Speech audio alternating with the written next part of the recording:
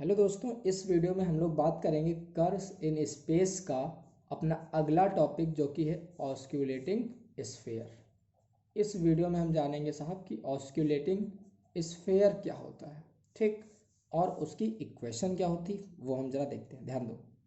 तो अगर ये मान लो आपकी कोई एक कर्व हो गई, ये ठीक, तो इस कर्व का नाम मान लो ये आर बराबर आर एस आपकी एक कर्व हो गई बच्चे, ठीक है। अच्छा, और ये आपका इस कर्व पे मान लीजिए आपके 4 पॉइंट है, ये P Q R and S. अच्छा, तो बच्चे एक स्फेयर मान लेते हैं जो कि पी पॉइंट से गुजर रहा था, जिसका सेंटर ये सी और ये आर, ठीक। अच्छा सर, तो अब समझना मेरी बात। आपने ये कर्व मानी आर बराबर आर एस, ये आपका एक स्फेयर हो गया, ये आपका स्फेयर हो गया जो कि कहाँ से पास कर रहा, पॉइंट पी से। तो बच्चे वो कंडीशन जब आपका एस पी को टेंड करेगा, ये जो पॉइंट है ये कहाँ टेंड करे, पी के पे। आर टेंड कहाँ करे, पी पे। क्यू टेंड कहाँ करे, पी पर। मतलब पी पर कितने पॉइंट हो गए, P Q R S, P खुद, और उस समय कितने पॉइंट हो जाएंगे टोटल, 4, मतलब 4 पॉइंट जो कि इससे गए कॉन्टैक्ट में। तो एक इसकी डेफिनेशन जरा समझो क्या बच्चे, कि इस वो स्फेयर, उस स्फेयर को हम लोग ऑस्कुलेटिंग स्फेयर कहेंगे जिसके 4 पॉइंट कॉन्टैक्ट हों। बहुत इंपॉर्टेंट बात है, 4 पॉइंट कॉन्टैक्ट, उसी को दिमाग में रखना। तो आज जरा इसकी डेफिनेशन लिखते हैं। The sphere which has 4 point contact at any point P on a curve is called osculating sphere। ठीक है साहब। तो यहाँ मुद्दे की बात क्या है बच्चा, कि इसके 4 पॉइंट कांटेक्ट होंगे, यह ध्यान रखना। तो स्फेयर के 4 पॉइंट कांटेक्ट होता है, इसका क्या मतलब है अभी जब इसकी इक्वेशन निकालेंगे तब समझ में आएगा। ये इंपॉर्टेंट बात है, इसको दिमाग में रखिएगा। अभी हम लोग ऑस्क्यूलेटिंग सर्किल की बात करेंगे, वहां पे देखने को मिलेगा कि 3 पॉइंट कांटेक्ट होता है। तो अब बात ये आई साहब कि आप मेरे को बताओ इक्वेशन क्या है, किसकी इक्वेशन, ऑफ ऑस्क्यूलेटिंग प्लेन। तो बच्चे अब हम निकालेंगे equation of osculating plane, sorry sphere. देखना मैं कितने अभी आराम से इक्वेशन निकालूंगा, और बस समझते जाना, सुनते जाना। तरीका जो बताऊंगा वैसे याद रखना, तुरंत अभी निकलेगी, तुरंत ध्यान देना यहाँ पे बच्चों, ठीक। तो मान लेते हैं ये इसका सेंटर है, ठीक, सी, और ये आपकी कर्व की आर एस। तो चालू करते हैं इक्वेशन ऑफ ऑस्क्यूलेटिंग स्फेयर की। तो ध्यान दीजिए, तो हम सबसे पहले कर्व को माने क्या, आर बराबर आर एस, तो लिख लेते हैं, क्योंकि आप लोग लिखिएगा साथ में, है ना। पॉज करके आखिरी में लिख लेना, पहले सुनते जाओ। तो लेट द कर्व बी। अब कर्व को क्या माना है सर, जो कर्व है वो आर बराबर आर एस है, ठीक, पहली बात। और सी इसका है centre of curvature, C C ये इसका क्या हो गया, सेंटर, सॉरी, इस स्फीयर का सेंटर हो गया। तो फिर क्या बोला, let C be the position vector, किसका बोलो, सेंटर का। Position vector of centre of osculating sphere, ठीक। और आर इसकी रेडियस मान लें, बोलो रेडियस, बाउंड्री से सेंटर तक की दूरी, and R B its radius, ठीक है। तो इक्वेशन क्या बनेगी, आ जाओ देखा जाए, ध्यान देना। एक बात बताओ बच्चे, इस पॉइंट से इस पॉइंट के बीच में दूरी, इस पॉइंट का नाम क्या है, आर, आर, इस पॉइंट का नाम क्या है, सी, आर माइनस सी, और ये किसके बराबर है बताओ, रेडियस के बराबर है। आर माइनस सी किसके बराबर है, रेडियस के बराबर है कि नहीं, आर माइनस सी वाली दूरी। तो दूरी निकालो, तो दोनों तरफ स्क्वायर कर दिया। यह आपकी इक्वेशन 1, यह आपकी इक्वेशन 2, बोलो। और आर क्या है आपका, ये जो आर है ये क्या है बोलो, ये पोजीशन वेक्टर है किसका, पॉइंट पी का, है ना। ये आपका जो आर है, आर इज द पोजीशन, लिखते जाना बेटा हर एक चीज, position vector of point P. ये बात क्लियर होगी साहब, अच्छी बात है। तो अब हम बात क्या करें कि सर आपका एक पॉइंट ध्यान देना मेरी बात, ये किसकी इक्वेशन आपने लिखा है, देखो ये इक्वेशन है ऑस्क्यूलेटिंग स्फीयर की, आर माइनस सी बराबर आर। यहाँ से हम आर निकालेंगे और सी निकालेंगे क्योंकि हमने माना है। अच्छा, ये वाला स्फीयर और ये वाली कर्व दोनों इस पॉइंट पे क्या कर रहे हैं, इंटरसेक्ट कर रहे हैं। ये वाला स्फीयर और ये वाली कर्व इस पॉइंट पे मीट कर रहे हैं। तो बच्चे हम यहाँ पर क्या निकाल सकते हैं कि यहाँ पर हम दोनों को सॉल्व कर सकते हैं, तो हमको ये वाला मीटिंग पॉइंट निकल आएगा। नहीं समझे मेरी बात?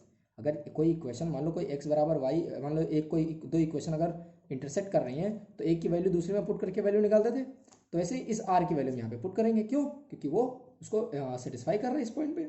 ठीक, तो ध्यान देना। सो पॉइंट ऑफ इंटरसेक्शन, ठीक है, point of intersection of 1 and 2, इस पॉइंट पे देखो इंटरसेक्ट कर रहे हैं ना बच्चे पी पर, तो अब इनकी वैल्यू आर रखते हैं, तो इसको हमने नाम दे दिया फाई एस। ठीक, ये किसके बराबर है, ध्यान देना, आर की जगह हम क्या रखेंगे, आर ऑफ एस माइनस जो था वैसे रख देंगे सी का स्क्वायर, और आर स्क्वायर को इधर बुला ले, माइनस आर स्क्वायर। ये इक्वेशन हो गई साहब थर्ड। कौन सी? ये इक्वेशन हो गई इन दोनों को मिला के। ठीक, तो बच्चे क्या आया सर, एक ये हमारे पास कर्व थी, ये हमारे पास ऑस्कुलेटिंग स्फीयर था। अभी सारी बात निकालते जाएंगे, और ये आ गई जो दोनों को सॉल्व करेंगे जो इंटरसेक्टिंग पॉइंट पे होगा।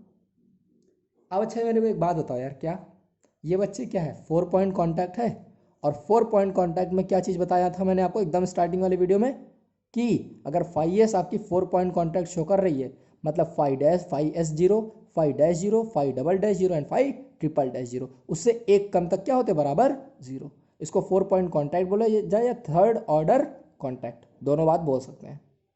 ये बात क्लियर हो गई? ठीक, तो आपने क्या बोला, चलो आगे देखते हैं, ध्यान देना। चलो एक बार फिर से लिख लेते हैं इस इक्वेशन को, है ना, कि फाई ऑफ एस बराबर आपने क्या लिखवाया sir, R of S minus C का स्क्वायर माइनस आर स्क्वायर बराबर 0। ठीक है, ये हो गई थर्ड। तो क्या बोला बच्चे कि जो आपका 1 एंड 2 है उसका 4 पॉइंट कॉन्टैक्ट शो कर रहा है, तो 4 पॉइंट कॉन्टैक्ट का मतलब ध्यान देना कि फाई ऑफ एस बराबर क्या है, बोलो 0। ध्यान देना, फाई डैश ऑफ एस बराबर 0, phi double dash of S बराबर 0 and phi triple dash S बराबर 0। ये बच्चे याद रखना, बस यहीं से तुम्हारा काम खत्म। सबसे पहले क्या है कि क्वेश्चन मानने के लिए सर सबसे पहले मैंने आर माइनस सी बराबर आर स्क्वायर पुट किया, बस आर माइनस सी का होल स्क्वायर बराबर आर स्क्वायर, फिर यहाँ से आगे बढ़े।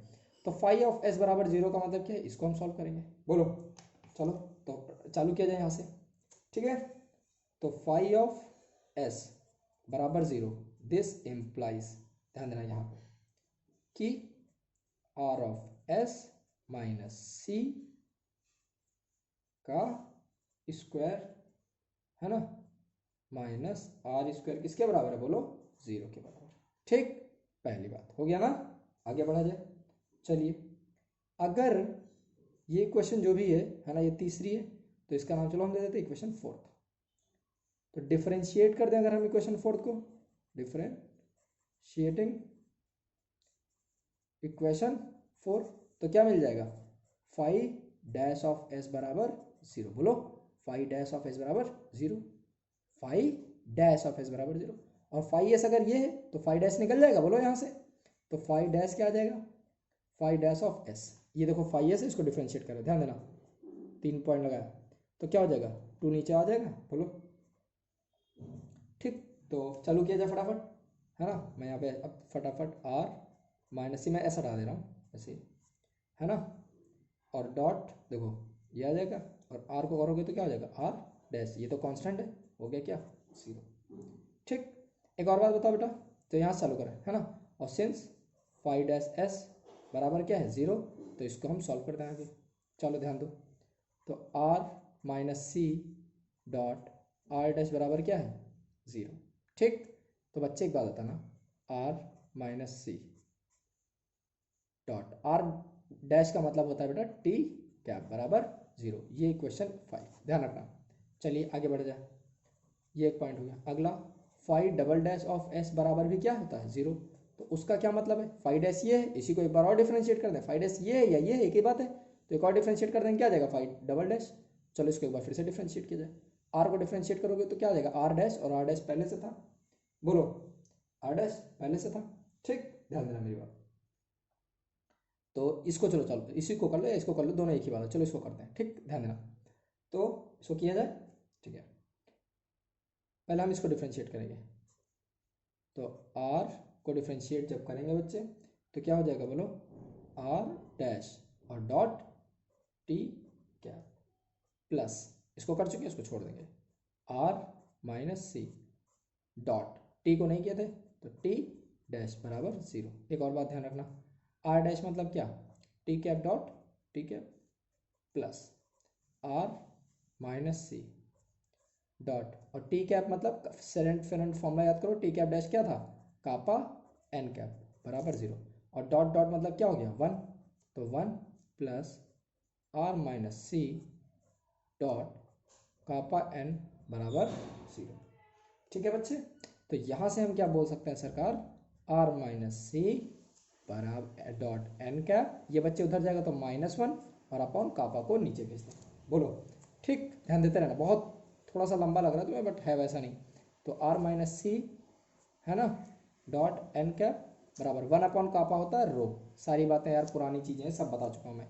तो आपके पास ये एक और इक्वेशन आ गई बच्चे, देखो कौन कौन सी नोट करना है हमको, एक इक्वेशन ये मैंने निकाली अभी अभी, फिर जब एक बार डिफ्रेंशिएट किए थे, जब दोबारा किए तो सर एक ये इक्वेशन निकली, ये पांचवी थी, ये वाली छठी, बोलो ये हो गया, ये हो गया, ध्यान दो, ये हो गया, डैश हो गया, डबल डैश हो गया, ट्रिपल डैश बचा है, तो ये तो डबल डैश थी, इसी को एक बार और कर देंगे तो क्या मिल जाएगा, ट्रिपल डैश, चलो यहीं कर देते हैं।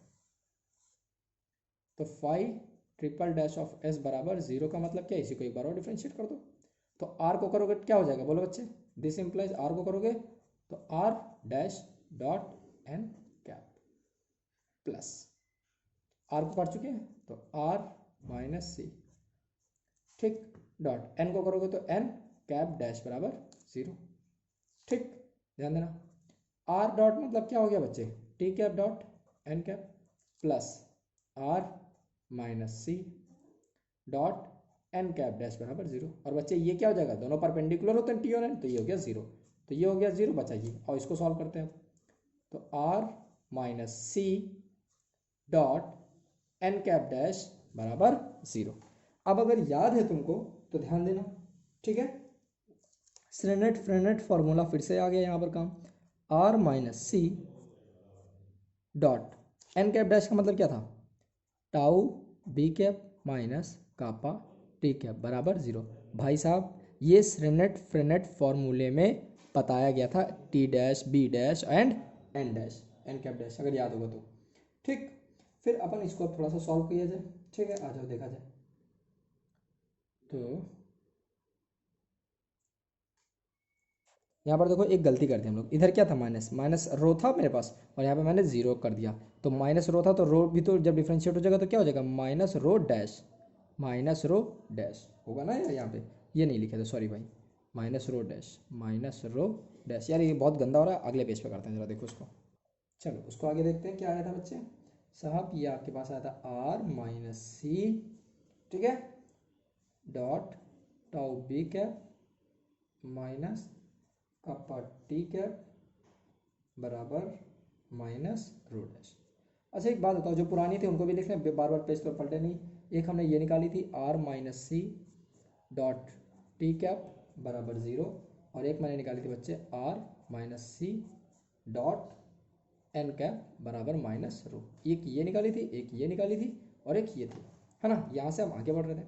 तो जरा इसको हम सॉल्व करते हैं, थोड़ा सा लिखते हैं, जरा ध्यान दो, तो साहब आर माइनस सी, ठीक है, डॉट टाउ बी है तो टाउ चलो इधर लिख लें, और बी है तो ये बी कैप माइनस, ठीक, आर माइनस सी, कापा है तो कापा को इधर लिख लें, डॉट, ठीक है, देखो यार एक बार इससे की एक बार इससे की, क्या दिक्कत है, बराबर माइनस रो डैश। अच्छा एक बात बताओ, R minus C dot T किसके बराबर, 0, R minus C dot T किसके बराबर हो जाएगा 0, तो यहाँ से आपके पास क्या आ गया, tau R minus C dot B cap बराबर माइनस रो डैश, ठीक है, तो यहाँ से हम क्या बोल सकते हैं sir, R minus C dot B cap बराबर minus rho dash by tau. तो R minus C dot B cap बराबर माइनस रो डैश, और 1/टाउ किसके बराबर होता है बच्चे? सिग्मा के बराबर होता है, सिग्मा के बराबर। तो ये जो हम पहले निकाले थे साहब, ये हमने निकाले, देखो टी के साथ है, एन के साथ है, और यहाँ पे किसके साथ है? बी के साथ है। तो अगर इन तीनों को मैं मिला दूँ, इन तीनों को मैं मिला दूँ तो मेरे पास क्या बनेगा, जरा बताना मेरे को, ध्यान देना यहाँ से। तो मैं एक बात लिखने जा रहा हूँ फ्रॉम, ये जितनी भी क्वेश्चन मैंने निकाली थी, ये पहले भी निकाली थी, ये अभी निकाली है, तो इनको मैं लिख रहा हूँ, जरा ध्यान देना, बताना गलत लिखा सही लिखा है। आर माइनस सी बराबर 0 टी कैप, ठीक, माइनस यहाँ पे रो है ना, रो एन कैप, ठीक, plus minus sigma rho dash B cap, ध्यान देना फिर बताना, ठीक। तो ये अपने पास आ गई लास्ट इक्वेशन, ठीक, इसका नाम स्टार दे देते हैं। समझो मेरी बात बच्चे, आर माइनस सी अगर मैं डॉट टी कैप कर दूँ, डॉट टी कैप कर दूँ, तो R minus C dot T cap आ जाएगा। यहाँ पे टी के साथ कैप करोगे तो 1 आ जाएगा, 1 × 0 0, N dot T 0, B dot T 0, क्यों, दोनों परपेंडिकुलर थे, ठीक। अगर मैं एन के साथ डॉट लूँ, अगर मैं एन के साथ डॉट लूँ तो N dot T perpendicular 0, N dash N dot N क्या आ जाएगा 1, तो माइनस रो, और बी के साथ एन क्या 0, गायब, फिर यही बनेगा। सिमिलरली बी के साथ लूँगा तो ये R minus C dot B बन जाएगा, यहाँ भी 0, ये भी 0 और ये बच जाएगा, क्लियर। तो मतलब इन तीनों का कॉम्बिनेशन, ठीक। एक तरीके से हम ये कह सकते हैं कि आर माइनस सी का प्रोजेक्शन जब लिया गया डिफरेंट एक्सिस में, तो ये अलग अलग आई बात, और जब जोड़ के लिखा गया तो ये बात लिखी। अच्छा एक बात बताओ बच्चे, हमको लग रहा है मेरा काम हो गया, ठीक, ध्यान दो कैसे। हमें चाहिए क्या थी, हमको सर इक्वेशन चाहिए थी, ठीक, हमें क्या चाहिए थी, इक्वेशन चाहिए थी इसकी, स्फीयर की, यही तो हम लेके चल रहे थे। तो अगर मैं यहाँ से लिखूँ साहब कि माइनस सी वेक्टर बराबर माइनस आर, इसको हटा दें, 0 कोई मतलब नहीं, minus rho N cap minus sigma rho dash B cap, बोलो, तो फिर माइनस हटा दो, तो सी कैप बराबर आर वेक्टर, सी वेक्टर बराबर R vector rho N cap plus sigma rho dash B cap. ये जो इक्वेशन आई है सरकार, यही आ गई अपनी किसकी, equation of osculating plane. Clear हुई बात, ठीक है। तो ये हो गई अपने पास इक्वेशन ऑफ ऑस्क्यूलेटिंग स्फीयर।